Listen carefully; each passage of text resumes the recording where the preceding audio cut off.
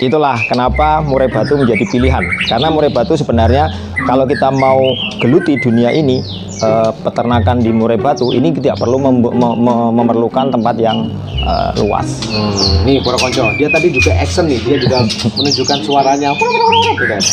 Ini adalah founding fathernya Anugrah Bird Farm ya. Ya betul.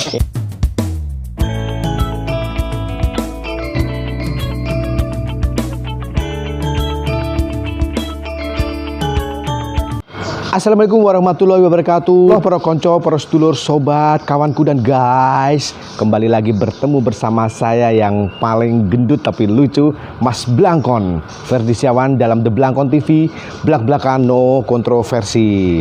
Saat ini saya sedang berada di perumahan Villa Permata Hijau di Serang, Banten.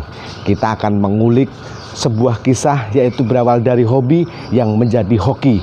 Ini sekarang ada di peternakan burung Anugrah Bird Farm di kawasan ini. Kita akan ngobrol dengan pengelolanya dan juga kita akan mencoba meraih inspirasi dalam spesial season The Blangkon TV kali ini. Langsung kita ketemui pemiliknya dan kita lihat burung-burungnya seperti apa ya.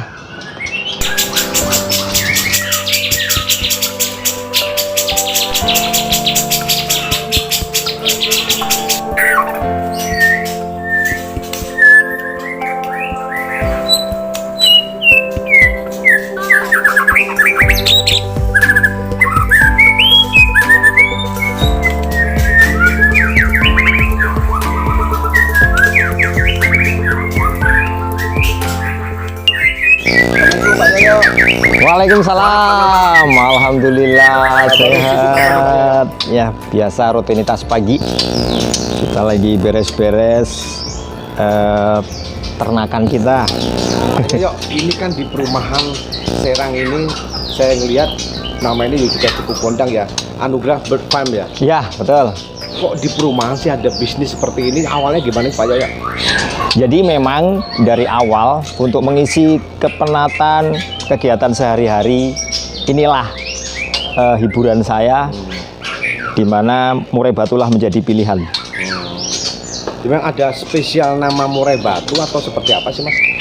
Sebenarnya kalau murai batu ini apa tergantung dari segmen yang akan kita target ya. Tapi di sini sebenarnya saya lebih fokus adalah saya dari awal memang hobinya adalah beternak atau breeding. Jadi kebetulan yang terpilih adalah murai batu, di mana yang seperti disampaikan tadi, karena perumahan itu identik dengan tempat yang kecil. Itulah kenapa murai batu menjadi pilihan. Karena murai batu sebenarnya kalau kita mau geluti dunia ini, peternakan di murai batu ini tidak perlu memerlukan tempat yang luas. Kira-kira seperti itu. Nah, dulu memang awalnya dari 1-2 hingga sekarang banyak, atau memang langsung peternak tuh banyak gitu? Awalnya memang kita dulu sebenarnya adalah hanya sekedar hobi burung dicantolin begitu.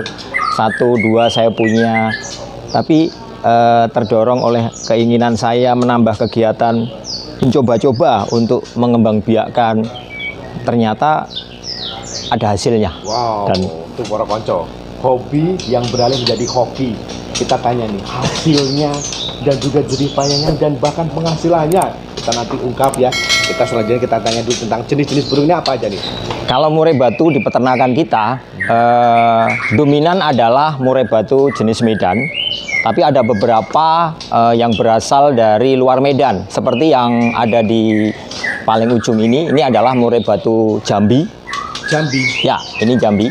Kemudian kalau yang sebelahnya ini adalah betina, ini Medan. Kalau yang 4 ini semuanya ini anakan.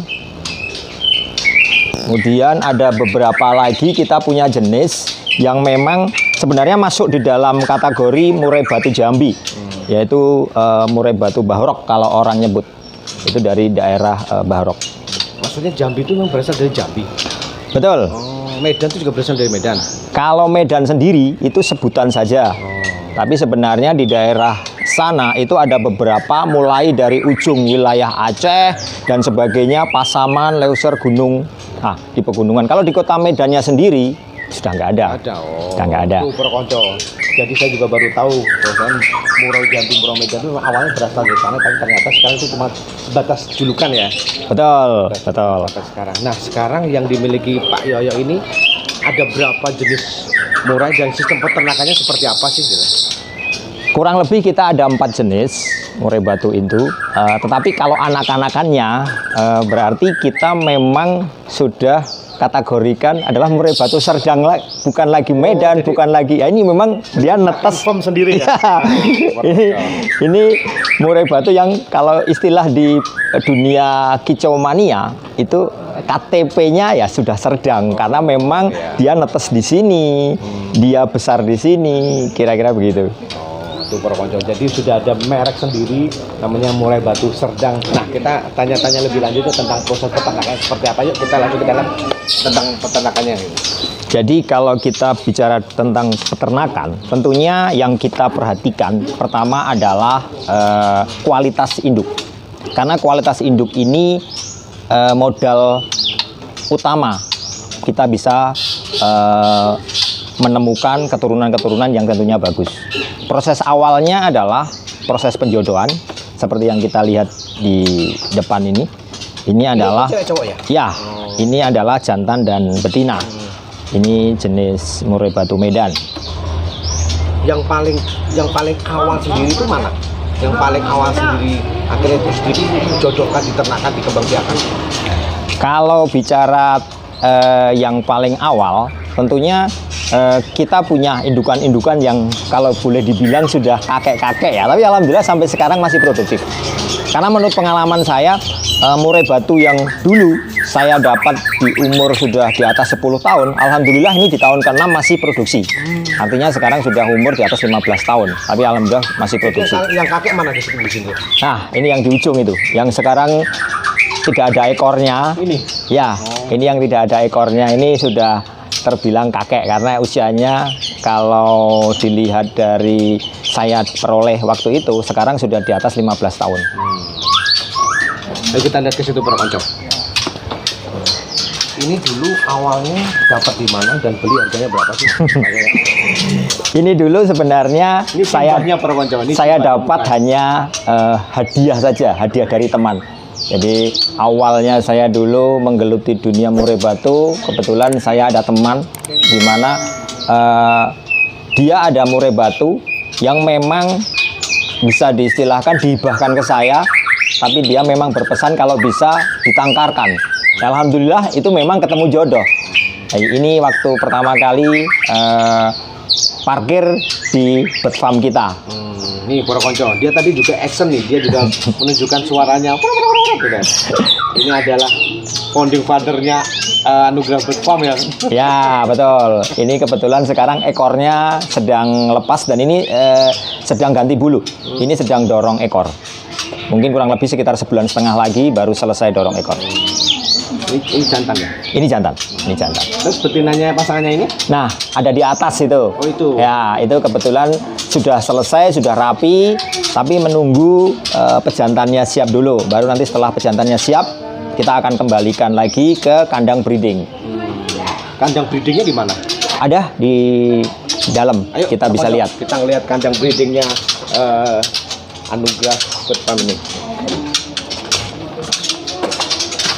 Nah, jadi memang tempat ini memang spesial ya, dibikin khusus untuk peternakan ini ya? Ya, betul, betul. Jadi di tempat kita memang khusus untuk ternak kita siapkan sendiri kandang khusus. Nah, memang itu persyaratan kita untuk ternak batu, murai batu itu memang perlu kandang khusus. Jadi murai batu ini kategorinya burung sensitif. Jadi kita harus secure tempat yang memang itu nyaman buat dia berkembang biak. Nih, kita lihat di dalam. Mari para konco kita lihat. Nah, ini adalah kandang ternak kita, di mana kandang ternak ini tempatnya memang kita bikin senyaman mungkin. Ini sengaja kita tanamin pohon-pohonan. ini adalah untuk kondisi burung itu nyaman. Jadi di sini setiap saat itu tempatnya dibilang sejuk. Memang ada standarisasi, harus dari semen, harus dibikin seperti ini gitu enggak ya? Enggak sih, enggak. Standarisasi luasan dari tempat ternaknya itu juga enggak ada. Jadi kita hanya melihat kondisi ideal saja. Kalau rata-rata para peternak menggunakan ukuran itu adalah 1 kali 2 meter. Nah, itu juga kita pakai di sini. Mari kita lihat. Nah, ini kandang ternak kita. Kita punya kandang ternak adalah 10 unit, di mana masing-masing kita isi satu pasang. Kita lihat di sini. Nah, kita bisa lihat di sini. Ini adalah kandang nomor 1. Ini awal-awalnya. Ya, ini adalah urutan nomor kandang aja. Kita kasih nomor kandang ini agar codingnya lebih mudah. Jadi ini adalah untuk penamaan. Ini adalah salah satu indukan burung di peternakan kita yang saat ini menghuni kandang nomor 1. Nomor 1 itu berarti apakah itu yang paling awal? Enggak. Penamaan aja lah. Ya, itu hanya penamaan kandang. Jadi memudahkan kita saat identifikasi. Oh, ini anakan kandang 1. Jadi ini adalah perlu untuk proses traceability. Jadi saat kita nanti untuk melakukan coding dengan memberikan cincin di kakinya itu tidak tertukar. Ini kandang nomor 2.